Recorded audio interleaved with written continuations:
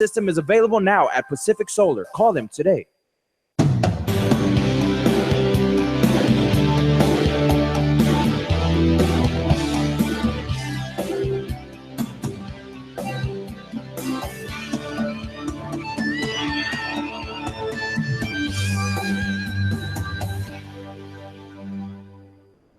The stations of KUAM, proud sponsor of the 12th Festival of Pacific Arts, Guam 2016. What we own, what we have, what we share, united voice of the Pacific. Closed captioning is brought to you by IT&E Life in Motion. KUAM News Headlines is presented by Calvo's Insurance, a legacy of trust, serving Micronesia since 1938. Matson Navigation, proud sponsor of FESTPAC 2016. Cars Plus, Dodge Challenger, the undisputed champion. IP&E, fueling excellence. McDonald's of Guam, I'm loving it. Pacific Solar, and King's Restaurant.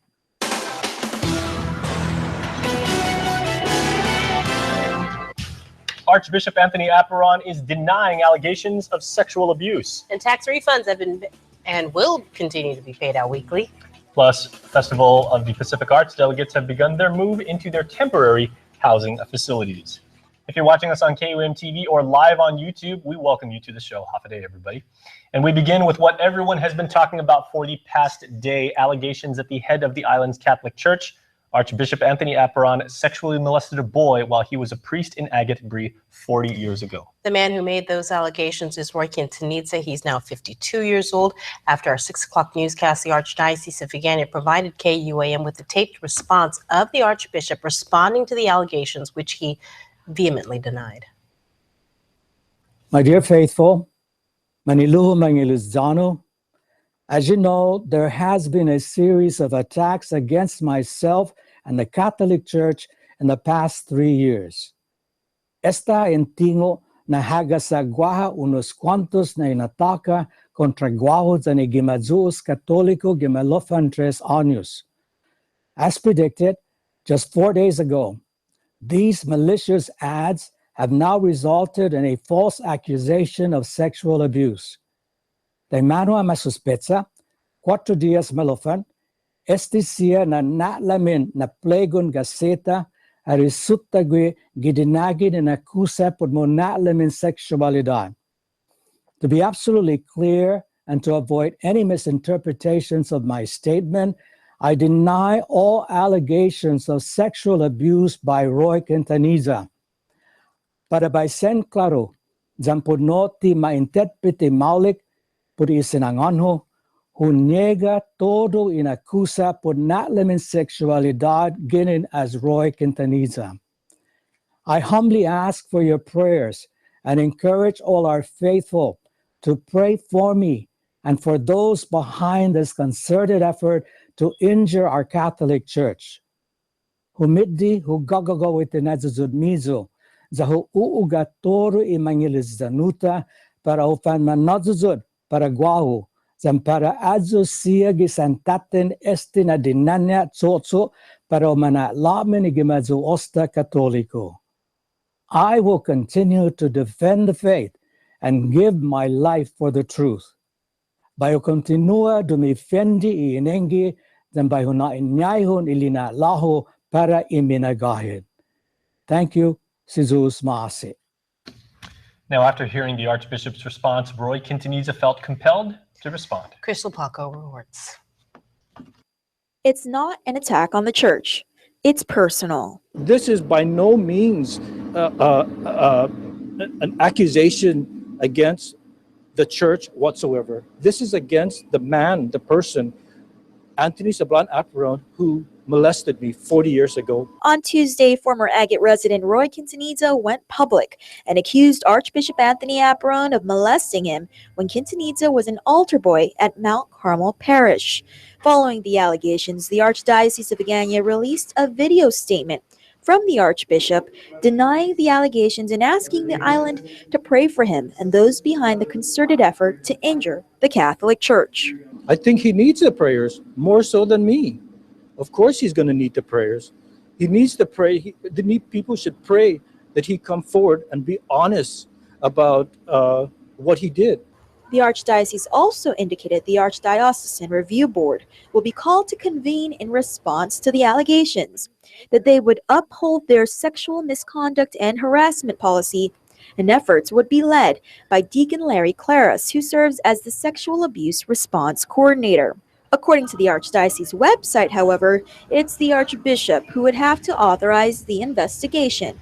Quote, by virtue of his office, the Archbishop has ultimate authority over and ultimate responsibility for the implementation of the Archdiocese sexual misconduct policy, end quote. How can I have faith in that? In Aperon, if somebody else was in charge of that, of course, I'd have more faith in that. But if Aperon has his hands on it, no, of course. While Quintanilla has retained attorney David Lujan, he says he's not seeking legal action, just the truth, and that the Archbishop step down and make a public apology for abusing his position to take advantage of not just Quintanilla, but other altar boys like him. He recalls the night of the alleged abuse, not wanting to sleep over, so the Archbishop, who was a priest at the time, asked his parents for permission. He asked my parents, and my parents did not hesitate to say, yes, go to the priest's house. We were brought up to believe that whatever the priests ask of us to do, we were to do it because they were the leader of something we hold so dear to our heart, and that's our faith. Quintanilla confirms he still identifies as a Catholic despite the alleged incident. Reporting for Guam's News Network, I'm Crystal Paco. Tax refunds will be paid out this Friday and every week from now until September. That's the assurance the Department of Administration wants to relay to the people of Guam. Ken Quintanilla has more.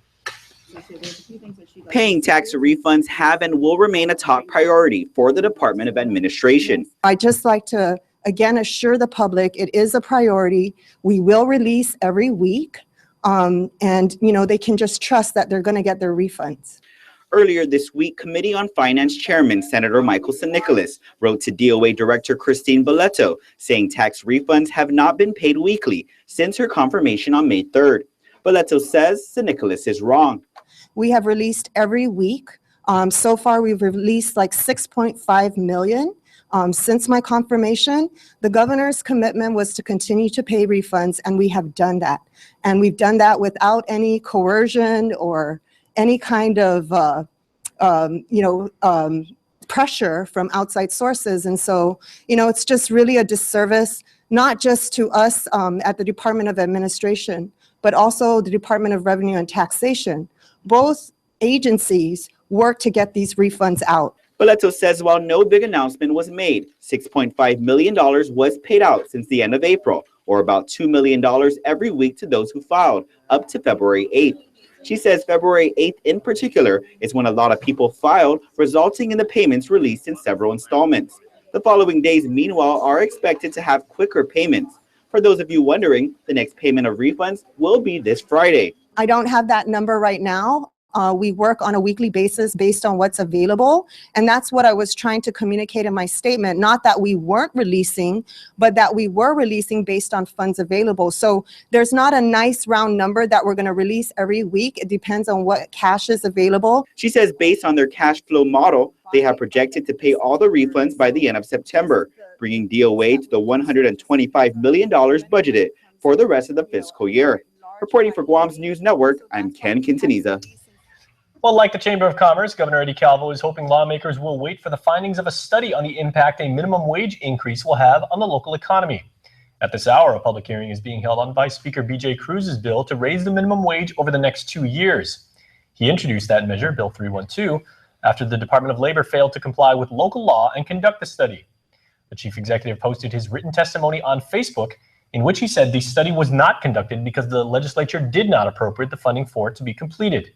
However, he does say that although he personally supports raising the minimum wage, as leaders, they have to base their decisions on fact. Without it, he says he will likely veto a, and I quote, half-baked policy with ramifications as large as this. Well, the countdown continues, and with FESTPAC only 4 days away, delegates are arriving and began moving into housing venues earlier today. Isa Baza reports.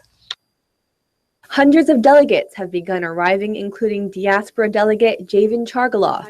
Originally from Inarajan, he is now a resident of San Diego, California. I'll be dancing. You'll see me, can't miss me.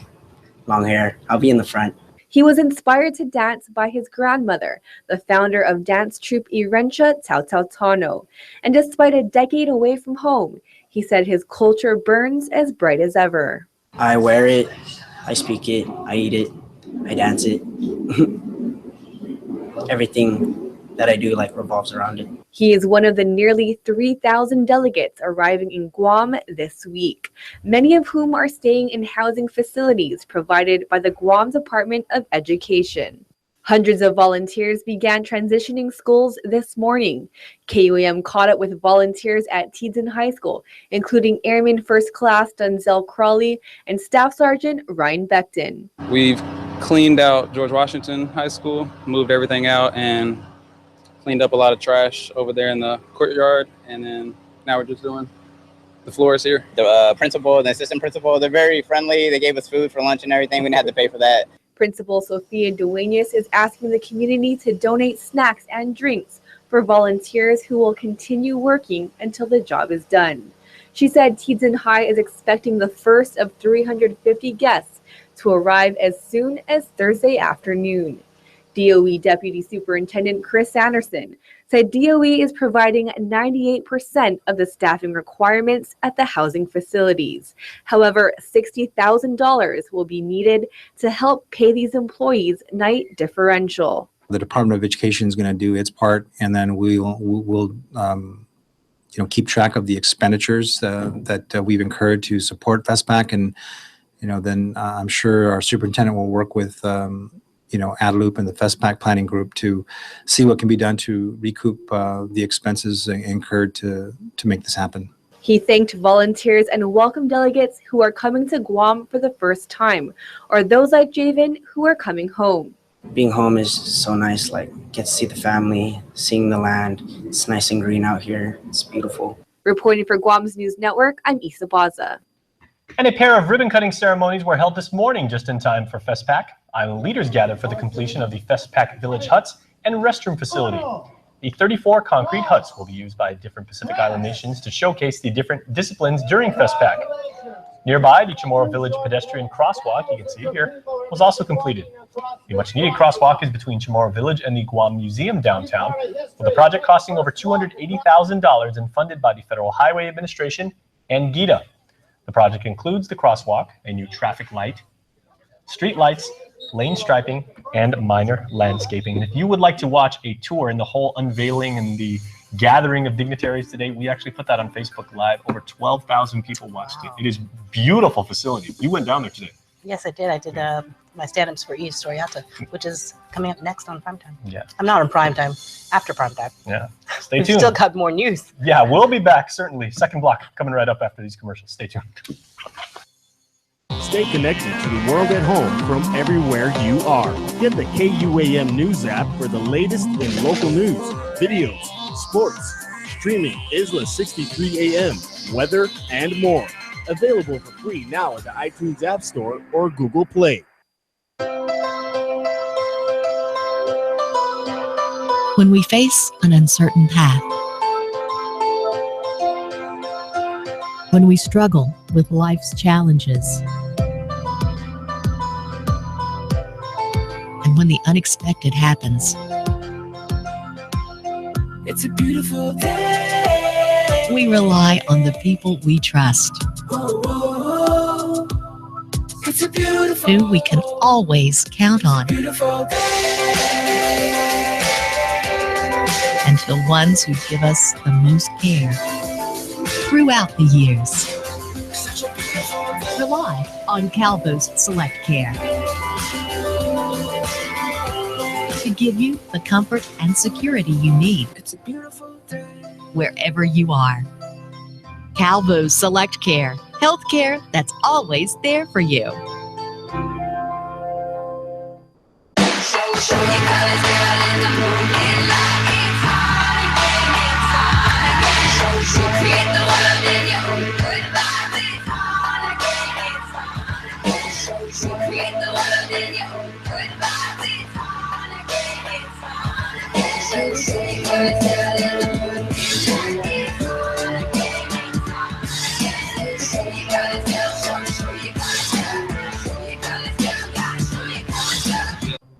Oh my, what is that smell?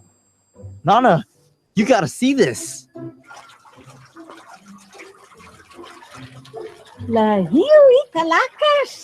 My friend who works at Guam Waterworks keeps talking to me about sewage problems and fog. Fog?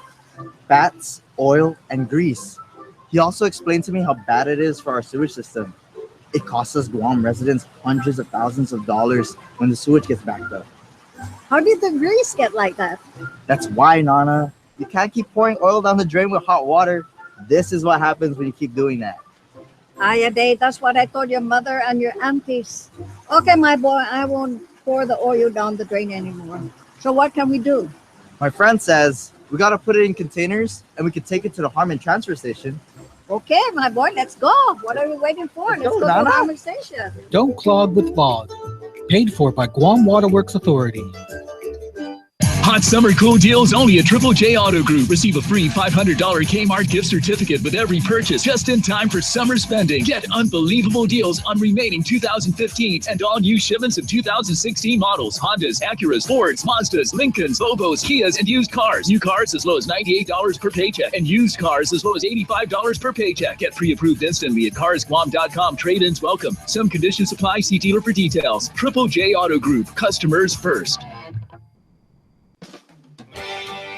Follow KUAM News on Twitter or become a fan on Facebook to get all your daily headlines from Guam's News Network. Get ready for a ramp up of construction projects for the massive marine relocation. Mr. Lecanto has more on the military buildup. This point? I would say we're very much at that cusp of this thing really getting going now. Commander Daniel Sean is talking about primary work on the main base, the live fire training range complex, family housing areas, and all the requisite utilities and infrastructure. With an estimated price tag of more than $8 billion, it's welcome news for the Guam Contractors Association, which hosted the commander's presentation and update. Sean says projects were affirmed in the 2016 National Defense Authorization Act, and more money is earmarked in the 2017 NDAA. But that is indicative of the fact that Congress is willing and continuing to support this proposed action as we move forward with the construction effort over the next 13 years. And while Sean sees no signs of a let-up, local officials, including the Guam Labor Department, recently warned that construction could hit a snag if H-2 visas for critical foreign labor continue to be rejected by the U.S. Citizenship and Immigration Service. Congresswoman Bordallo has reported and messaged her concerns. Governor Calvo has done the same. The Department of the Navy is aware of those concerns, and we are following that discussion very closely. I have all the confidence in the world in the U.S. Congress and the Department of Defense that we will move forward as deliberately as possible. For Guam's News Network, I'm Nestor Lecanto. Congresswoman Madeline Bordallo was successful in getting the green light from the House Rules Committee on two of her amendments she plans to push for inclusion in the 2017 NDAA. The first amendment is to include a modified version of the Guam World War II Loyalty Recognition Act. The second would provide the U.S. Citizenship and Immigration Services with flexibility in renewing H-2B visas on Guam.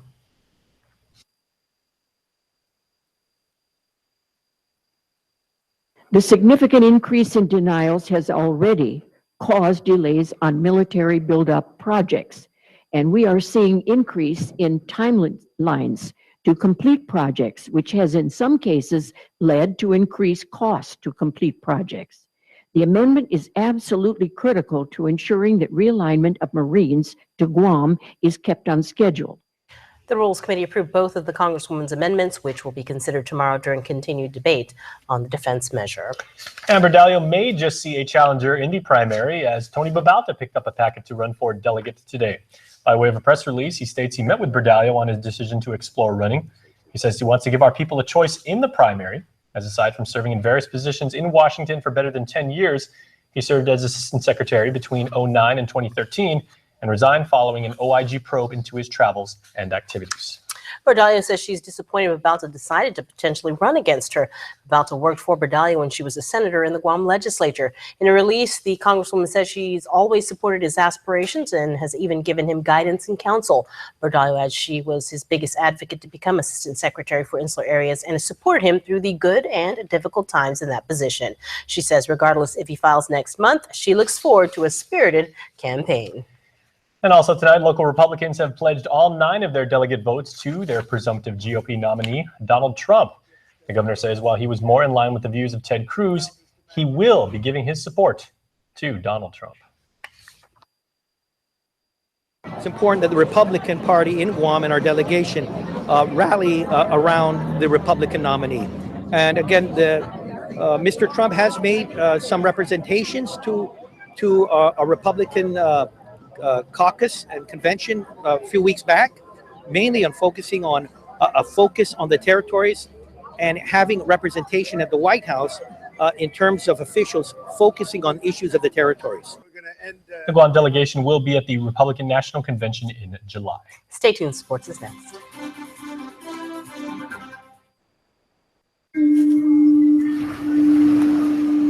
There's a sense of excitement in the air as we witness history repeat itself right before our eyes.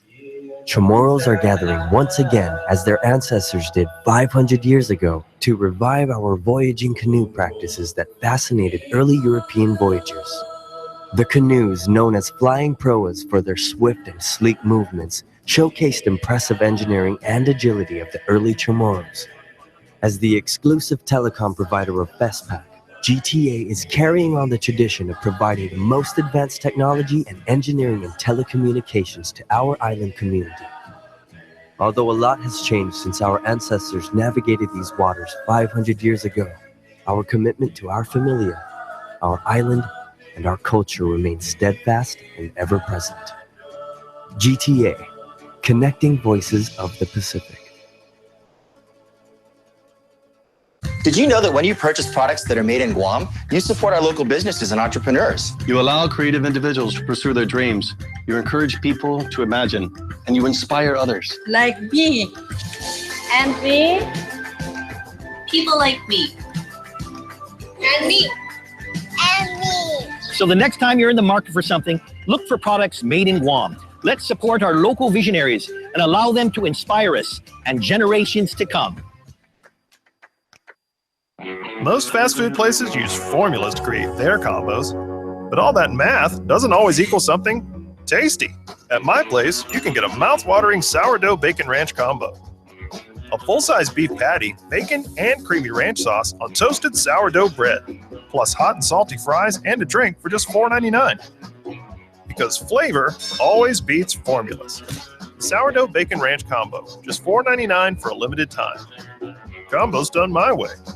Reduce your energy costs with GPA's Energy Sense program. Energy Sense provides cash rebates with the purchase of qualified energy-efficient air conditioners, washers, and dryers that help reduce your energy usage. Contact GPA today at 647-5787. 8 or 9 to learn more about Energy Sense and other ways to help reduce your monthly energy usage and save money by using energy more efficiently. For more Energy Sense saving ideas, visit GuamPowerAuthority.com or like us on Facebook. Energy Sense makes good sense. This is how Precision listens. Bose microphones that hear engine noise, then counter it with the sound-canceling frequency, which helps make the cabin so quiet, you don't miss a thing. Night, Dad. Good night, kiddo. See you in the morning. It's called Active Noise Cancellation, and it's available in the new, meticulously crafted 2016 Sierra from GMC. This is the precision of professional grade. Visit AutoSpot GMC today for great offers. We are your GMC dealer of Guam.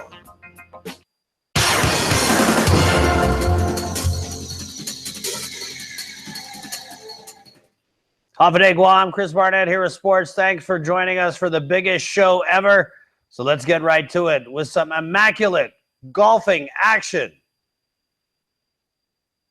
Golfers can go heart-to-heart for a great cause Memorial Day weekend as the 8th annual Heart-to-Heart Golf Tournament to benefit the Immaculate Heart of Mary Church in Totu hits the links Saturday, May 28th at the Talafofo Onward Golf Course. It's a 12:30 shotgun start with some great prizes, including, wait for it, a $50,000 hole-in-one prize, a $25,000 hole-in-one prize, and a Nissan Altima hole-in-one prize. And something this tournament has become popular for, a Jack and Jill division. Encouraging male-female teams to come out. And for that, they get to pay only $200 for their registration fee compared to the regular teams of men, female. We have a separate flight just for them. And so they're not really competing with everybody else. They're just competing in their own flight. And we have 3 great prizes for the winners, first, second, and third, which basically are trophies and playing certificates from Talafofo Golf Club.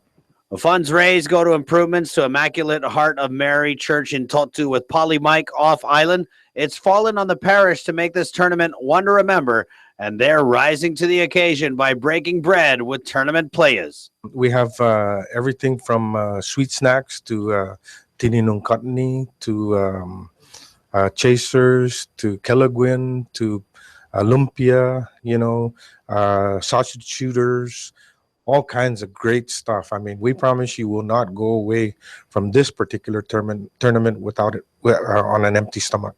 The tournament is a 2-person team select shot tourney, 11:30 a.m. show, 12:30 shotgun at Onward in Talafofo. Call Immaculate Heart of Mary office 477-9118 or go to their website, IHOM Guam, that's IHOM Guam.homestead.com, where they even have PayPal available for pay. Remember, it's $200 for Jack and Jill, $220 for the open flights. The Mini Masakata are on the right path to qualifying for the playoffs of the AFC U14 Girls Regional Championship in Beijing, China, for the first time following a 1-0 opening day win over Hong Kong in Group B play Tuesday. Guam's U14 girls team got a little payback on their regional rivals after a 2-0 loss in the Jockey Club Girls International Youth Invitational Football Tournament a month ago.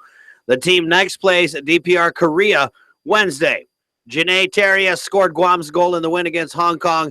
Terria scored Guam's goal off a free kick from teammate Manami Rabagu in the first half.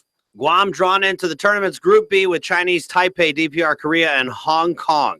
Only the top 2 teams from each group advance to the tournament's playoff round to determine the East region champions. So good job, girls, and way to represent. Hey, man, Guam beating Hong Kong. That's big right there. You go, girls. Hey, remember anything sports? You hit up our sports director, Dave Delgado, on the EM, that show at KUAM.com, show without the W. But I hope you get that win, all right? Hey, my name is Chris Barnett. Thanks for watching, and you keep on shining, Guam. Adios! This is a cat, and this is a live photo of a cat. Live photos are more than just photos. They come alive when you touch them. And then they go back to still when you let go. So every time you take a picture, you get more than just a photo. You get to relive the moment because it teleports you through space and time. I'm kidding. Time travel is dangerous. The spring cleaning event is on at Nissan. Drive away with no money down on the hard-working 2016 Frontier King Cab, starting at just $144 per pay period. Look for no money down deals on the full line of Nissan trucks, sedans, and SUVs. Frontier King Cab, mid-size truck, full-size work, starting at $144 per pay period with no money down during the spring cleaning event at Nissan Upper Tumon. Find out more at nissanguam.com.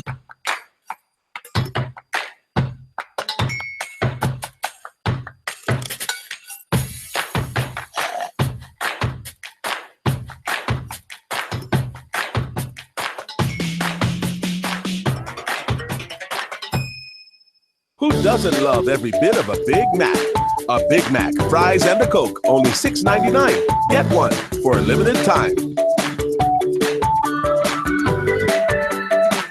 Kings Guam Futures 2016, presented by Hilton Guam Resort and Spa and Docomo Pacific, bring the ITF Pro Circuit to Guam. The Kings Guam Futures will be swinging into action May 21st through the 29th. The Guam National Tennis Federation will host world-ranked tennis professionals who will be coming to Guam from all over the world. Netters will compete for prize money and ATP points to improve their position among the world's best. Qualifying matches will be played May 21st and 22nd, with the main draw to begin May 23rd. Special thanks to our platinum sponsors: Matson Navigation, Chuck E. Cheese's, Morico Equipment, and Dimension Systems. When you reserve a party at Chuck E. Cheese's, it's guaranteed to be a blast. Blast off! And now birthdays are more of a blast than ever, because for a limited time, tickets in the Ticket Blaster are worth double.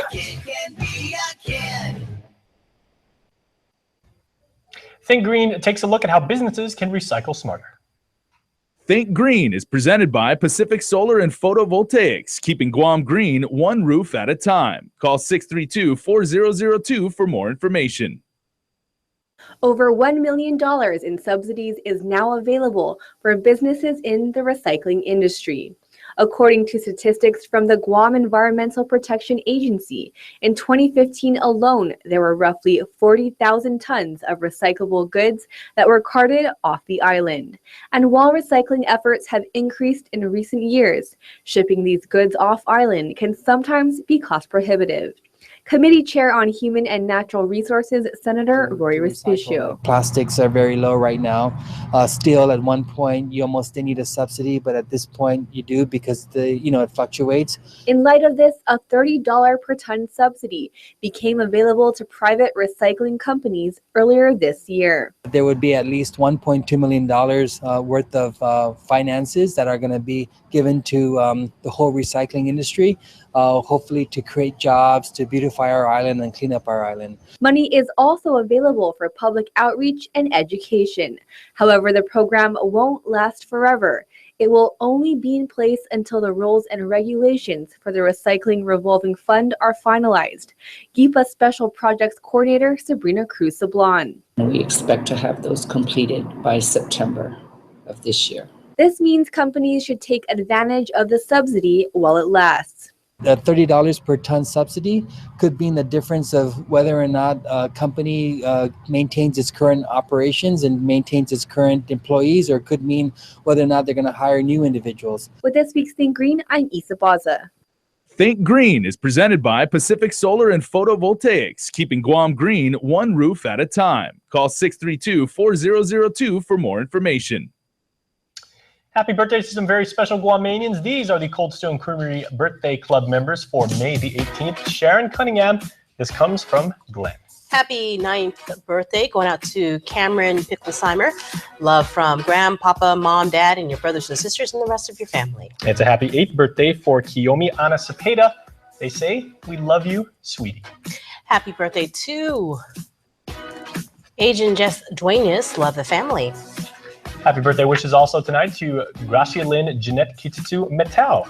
Happy birthday going out to Dolores Cruz Villasoto, celebrating her 79th birthday. Love the family. A very happy birthday to a alumni of KUM, a very good friend of ours, Mindy Uggan Fothergill. Mindy Fothergill Uggan. Oh, yeah, you better get that right. Name oh wrong. My gosh.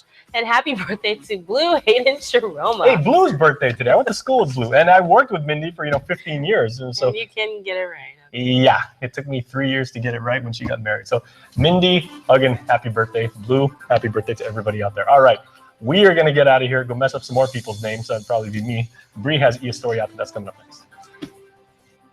Closed captioning is brought to you by IT&E Life in Motion.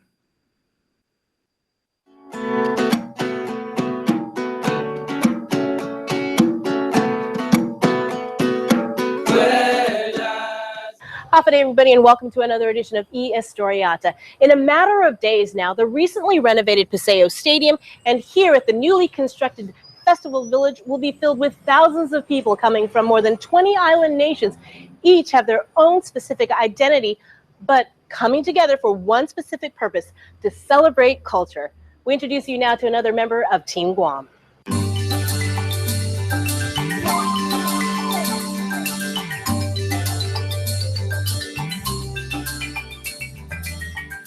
Hafade Guahusi Philip Sablon. I am a local artist, and I'm a participant for the 2016 Festival of Pacific Arts hosted on Guam. The disciplines I will be representing in are weaving, sculpture, stone sculpture, body ornamentation, tattooing, and seafaring, traditional navigation. There's nothing it seems that Phil can't do. This multi-talented artist started 20 years ago with weaving. Jokingly, I like to tell everyone the contemporary coconut leaf sculptures that we created allowed me to kind of travel halfway around the world and party like a crazy rock star, but I'm all sober now. So, yeah, but what we're doing now is more contemporary and larger formats, and I'm working with the Barcina sisters, Leah, Rita, and Arissa, and that's kind of where I'm at now. I think we're creating pieces that were, in a sense, maybe just thoughts. I'm not as excited about it as I was 20 years ago, but with weaving with the girls, and that just brings it all back for me. They are what I was like 20 years ago when I was really fascinated by all of it.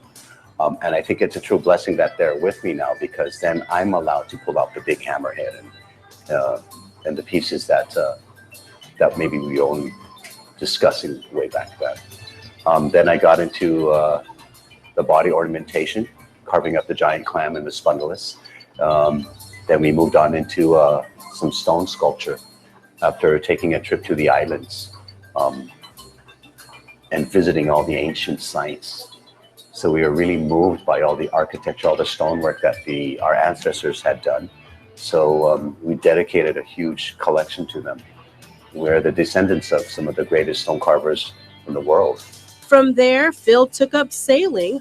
I think my next passion was I started voyaging on the sailing canoes. I've been fortunate to have met Tony Kailug, the son of the great navigator Papa Mau, and then I met Cesario, who is the captain of the Maisu.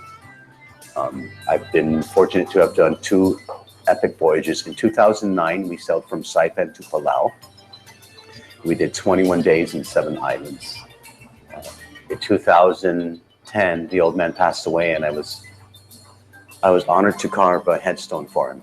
And then we voyaged in 2011 to where I sat the headstone on his grave on the island of Sotawal. That voyage, that one really beat me up. It lasted a month and a half, 6 weeks. We did 10 islands and 2 turtle hunting expeditions. We hit a couple storms, one very violent storm. And then I'm tattooing. I went to live in 2008, real briefly, in Western Samoa with the Suluwapa family. And then I was invited to Tattoonesia to tattoo amongst some of the pioneers of the Marquesan Polynesian revival. I spend several months every year stateside just tattooing. I have a huge following. I'm humbled and I'm honored that they chase me and want to wear my word.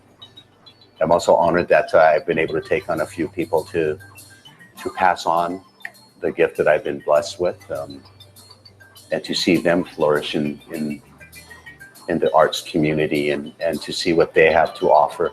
I'm really excited about the future now, because I think we really set some good groundwork that will continue our legacy that we've kind of set forth. Everything Phil creates is deeply rooted in our culture. Being a part of the movement to promote and perpetuate our island's culture for more than 2 decades, Phil doesn't practice our culture, he lives and breathes it every single day. I really consider myself more of a contemporary cultural artist. Yeah. Although all of my work is based on tradition, and we use a lot of the traditional material. We use the same stone, we use coconut leaves, giant clamshell, and spondylus. But our work, our designs are more contemporary. And what I try to explain to everyone is it's the evolution of the art form.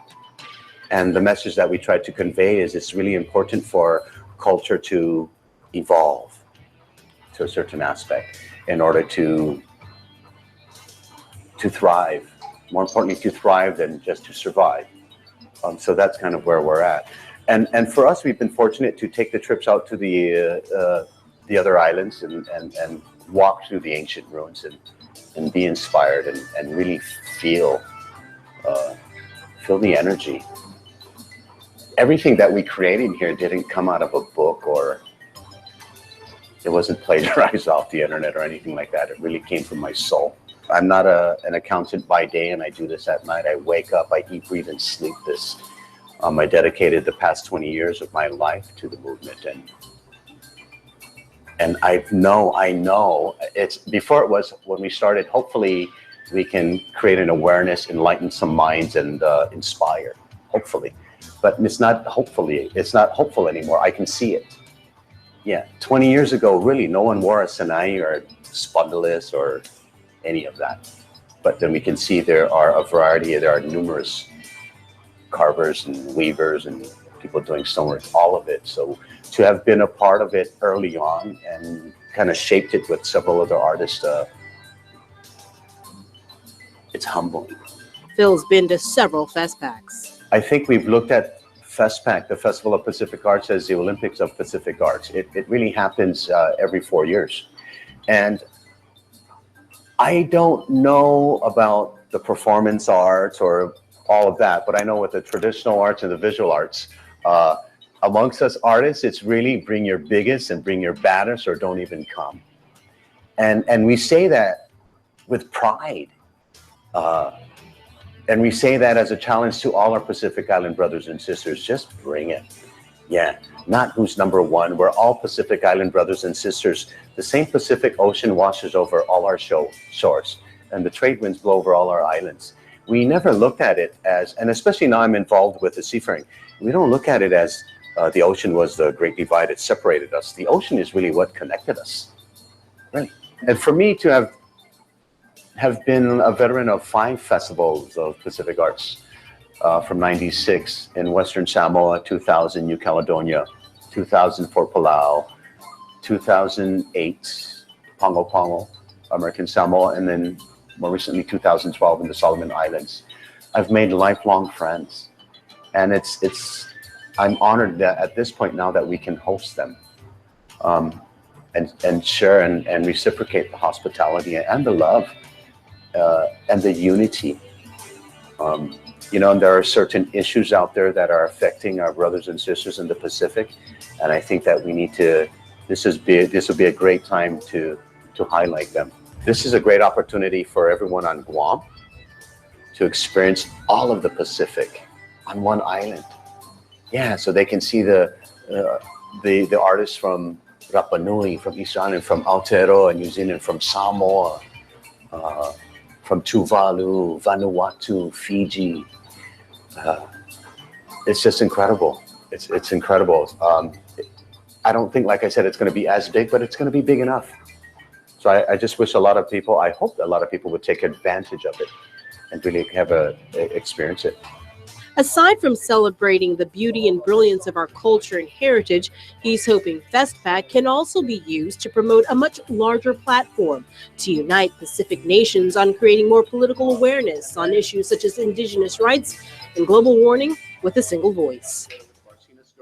Stay tuned. Up next, we'll introduce you to Phil's apprentices, the Barcina sisters. That's next when Historiata continues.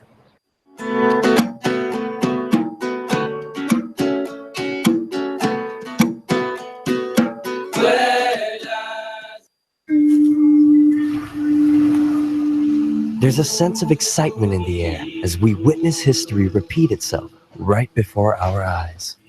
Chamorros are gathering once again as their ancestors did 500 years ago to revive our voyaging canoe practices that fascinated early European voyagers. The canoes, known as flying proas for their swift and sleek movements, showcased impressive engineering and agility of the early Chamorros. As the exclusive telecom provider of FESTPAC, GTA is carrying on the tradition of providing the most advanced technology and engineering and telecommunications to our island community. Although a lot has changed since our ancestors navigated these waters 500 years ago, our commitment to our familia, our island, and our culture remains steadfast and ever present. GTA, connecting voices of the Pacific.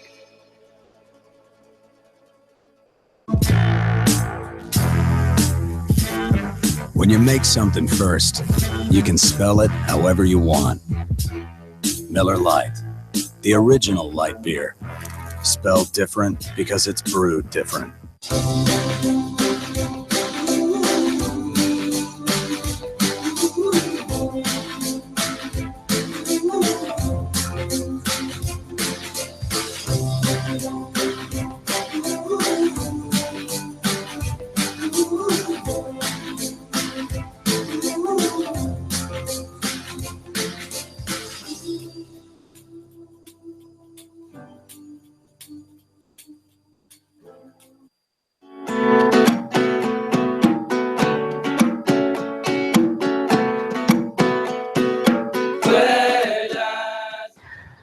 back to eHistoriata. While most kids their age were playing video games, these next two delegates we're introducing you to were playing with coconut leaves to weave works of art.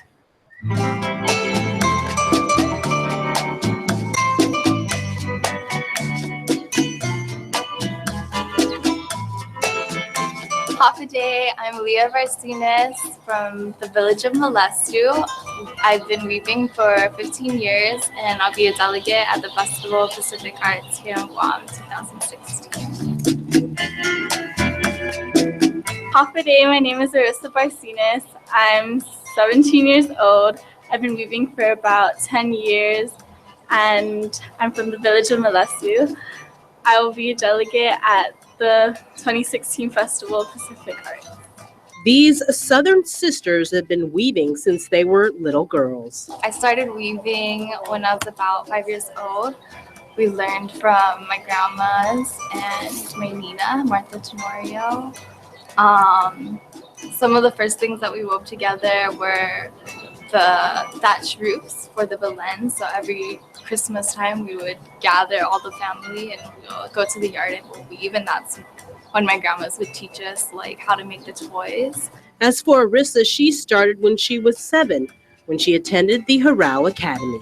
We started off with like fish and like the simple things, and then we would have to perfect it before and be able to do it on our own before we could learn something else.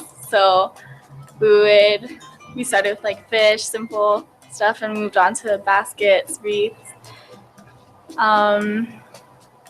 It's definitely something that I took home and enjoyed doing. Like in free time, we just weave around like our cousins and stuff. We'd teach them how to weave different toys.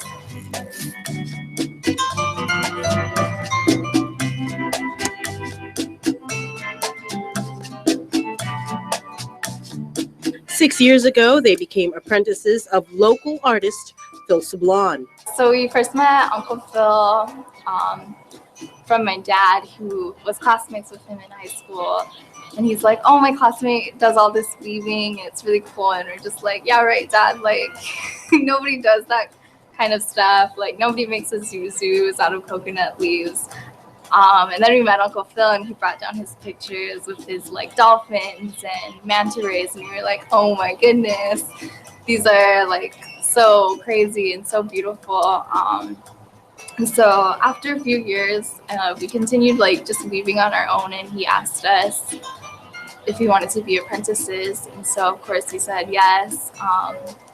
And yeah, it's really cool to be his apprentices and just see how his mind works and how he comes up with all these different things. And it's really inspiring to just see weaving like this, because it really reminds you that weaving is something that's constantly changing, and there's so many different ways that you can weave one item. And so it's just really cool to be in that kind of space, and also to create. It's kind of really cool too. A lot of people will say traditional weaving is really cool because it hasn't changed since at the time of our ancestors. But contemporary weaving is also really cool because kind of, to me, you're kind of closer to your ancestors because it's where they're at, like when they first started to make these traditional baskets. And so you get to kind of see, like, look at coconut leaves and say, what can you do with this? And how can you make this hammerhead or something? So it's kind of really exciting. There's so much more possibilities when you look at coconut leaves like that. The first thing he taught us was a new way to weave the fish, a less complicated way. And that actually was one of the most exciting things that we've learned, because we've had to do the fish like we'd have to wrap it around our hand and do like all kinds of bows and stuff. But this one was really simple and came together really quick. So that was exciting. And then we moved on to the coconut crabs, the turtles. Their talent landed them delegate spots to the Festival of Pacific Arts in the Solomon Islands. and again representing Guam here at home. In 2012, when we went down to the Solomon Islands, we had no idea what to expect. We had never been to a FESTPAC before, and so going in, we were like pretty nervous, and we weren't sure like what we're gonna do. So they just gave us like our schedules of these are the days that you're gonna be weaving down at the main booth, and so we collected our coconut leaves, and they brought it down to the festival grounds, and we just started weaving little things, and all of a sudden there was like a huge crowd all around us, and we normally just weave like at home, so nobody's really watching us like that, and it was kind of crazy to see how interested everyone was in like our types of weaving, and it got to the point where we had to like kind of rope off the area because people were just getting a little bit too crowded, and we couldn't even like move the leaves around. But it was really fun to like be in that kind of energy and just seeing all of these people who are just really excited about cultural arts and really encouraging you to like keep practicing our arts and traditions. So we sat down with a lot of weavers and just a lot of different artists, just to see all the different things that they're making and how they're practicing it and how they continue to practice their traditions was really inspiring. And also just bonding with our delegation and seeing all of our people like come together to represent our island is really empowering as a young artist. And so I think it's going to be really exciting for our people to see what we got to experience on the Solomon Islands here at home. Yeah, it's a really once-in-a-lifetime opportunity that we're going to have this festival here where all these artists from around the world who have maintained their traditions and culture despite colonization and all sorts of things are going to be here to celebrate our heritage as a Pacific people. During the Festival of Pacific Arts, you can expect to see another amazing collaboration from the Barcina sisters and artist Phil Sablon. Uncle Phil has been talking to us about making this project for a long time, so we'll be doing the Sirena. I really like the Legend of Sirena because she's a young Chamorro girl who really followed what she loves to do, and I think that's something that all of our artists have in common is they really pursue their passions. And so I think weaving the Sirena is really fitting because it's kind of in honor of all of our artists who follow what they really love to do. Keep it here. We'll introduce you to another Team Guam delegate after the break.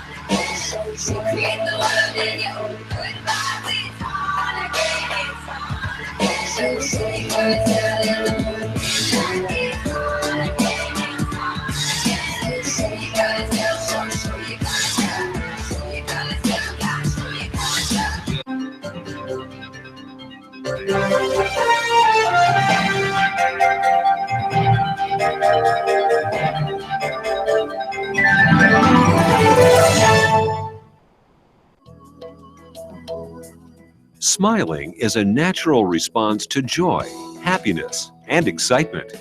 Your smile reveals a lot about who you are. A healthy, beautiful smile can brighten your appearance and be an invitation to conversation and friendship. It is often one of the first things people notice about you. Now, thanks to the advancements in dentistry, you can have the smile you have always wanted, giving you an improved smile that looks and feels great.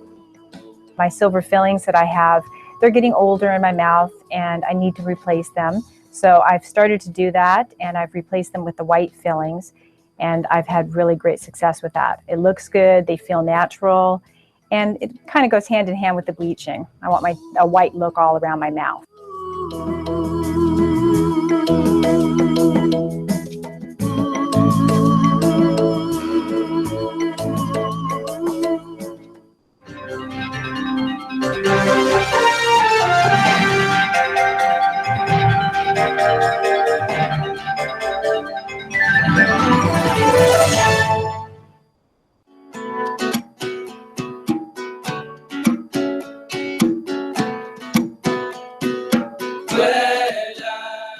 Welcome back to eHistoriata. Our next delegate admits that he started his craft a little late in life, but now he's weaving away using traditional materials with a modern twist.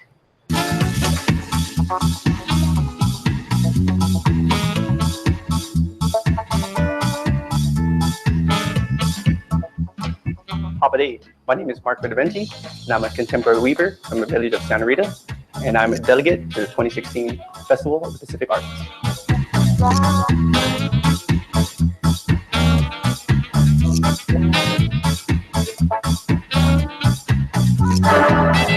I first learned to weave at the age of 26 from my grandmother, and she taught me the traditional guaguat, which is the 2-ring basket that we make out here in Guam.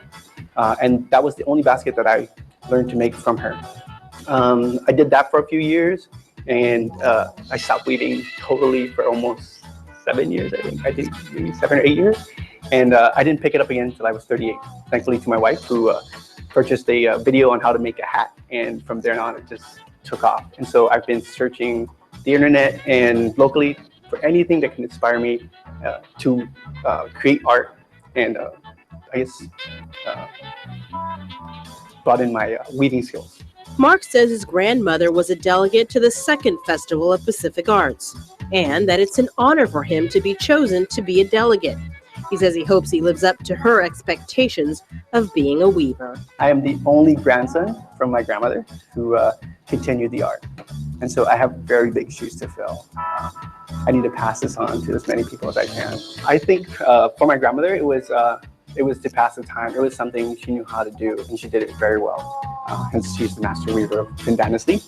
And we would watch my aunt drop her off, and she would go into this little jungle area across my house in Dedito, and she would just spend the whole day there, just processing leaves. And when we go to parties at her house, we just see the rolls of Qin Dynasty, and we'd never had a second thought about it. Because of the rhino beetle infestation, weavers like Mark are using bandana sleeves. It involves a long process, including drying the leaves, removing the thorns, and rolling.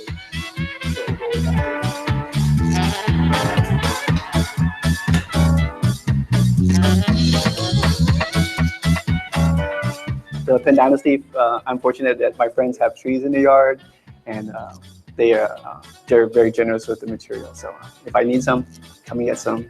Sometimes they already have it processed, and they're like, here you go. And that's kind of a gift where somebody rolls a whole roll and they give it to you. That's an honor for them to give it to you, because it took them hours and hours to put that thing together. Some of the work you might see from Mark are contemporary, by using non-traditional material in his artwork. This is, I guess, I wouldn't say really traditional, but this would be the standard Qin Dynasty bracelet. And this is the first way I learned how to make it. However, making it this size, you could only sell it to so many people, or you could give it away to one person and that's it. So what I did was I figured out how to get it so that I could incorporate a clasp. So that way I could make just a few sizes, but it would fit almost everybody. So just incorporate it. So this took a little while to figure out how much sleeve to use. Finding the buckles is another thing. And then again, trying to get the natural material into more modern material. So figuring out how to get the bandana sleeve into the paracord without snapping it. And it's always trial and error. And I've got lots of patience to sit there and kind of figure stuff out. So it was a fun project to figure out. What's keeping me weaving and constantly evolving the art is there's just so many things to try. You can make different types of rings, bracelets. You can take a traditional weaving technique, which is like this technique here where the bandana sleeve, or this pattern, and I just figured out how to make it into a bow tie or make it into a necktie. And so you're only limited to your imagination, and that's what's keeping me going right now. I'm always trying to expand my knowledge of weaving. I'm constantly searching the web and picking people's brains on how to do something. If it's a technique that they know how to do, and how can I incorporate it to what I already know how to do? And so it's kind of just putting two and two together. Some of this stuff is, like this is actually a leather lacing pattern that somebody posted on YouTube, and I didn't have any leather, but I've got a lot of bandana sleeves, so why can't I just use bandana sleeves and do the same thing? And so it turned out really neat. This will be his first Festival of Pacific Arts. I'm excited to see what other weavers are doing. I'm interested in the traditional art that they're doing, but also I want to see if they're moving into the more contemporary. How are they using it with more modern material? If they're moving over into more utilitarian, like just bracelets and rings and stuff the younger kids will be interested in. I find the younger kids are not interested in the traditional art. Nobody's going to carry on a basket, or they have a hard time like just wearing the hat itself. But if you can make them a bracelet out of the traditional material, they'll jump on that immediately and wear that. So I'm hoping to pick up a few tips from them, and hopefully the art that I'm doing, I give them a few ideas. Although he doesn't have any apprentices currently, he invites anyone interested in learning how to weave to attend classes on the last Saturday of every month at Second Katuran Chamorro at Oka Point. At the moment, my goal right now is to kind of entice the younger generation that the material is here, it's on island. We can take it, we can turn it upside down and twist it, and we can make it our own, and just use what we have already, rather than being consumer, I don't know, just buying all the consumer goods that are out there. You can make your own bracelet and be like the only person who has it. There won't be 100 of them out there. You can make your own ring, and it'll be your ring that you made by hand, and it'll be unique to you. We'll wrap up our show when Historiata continues after the break.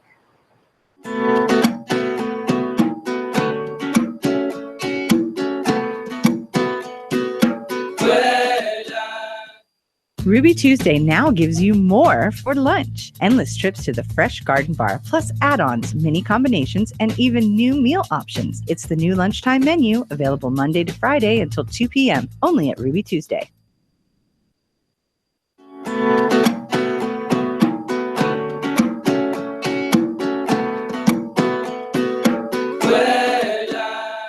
Welcome back to Historiata. Some important information we need to pass along if you plan on coming to the opening ceremonies here in Hagåtña for the Festival of Pacific Arts. It is scheduled for Sunday, May 22nd. The pre-show begins at 4:30 p.m. with the official program beginning at 5 p.m. If you plan on coming down and watching it in person, some news you need to know that you cannot park anywhere around the Paseo grounds. What you'll have to do is either park at the Hagåtña pool or at the Hagåtña shopping center and be shuttled in. And of course, you can always park anywhere in Hagåtña and just walk on over. But if you don't want to come down to Hagåtña and fight the crowds, all you have to do is turn on your television to KUAM TV 11 or GTA Channel 17 and watch the opening ceremonies live. You can also watch it live streaming on KUAM News YouTube channel. For everything else FESTPAC, make sure to download the app for iOS and Android. We'll see you next week for another edition of Historiata.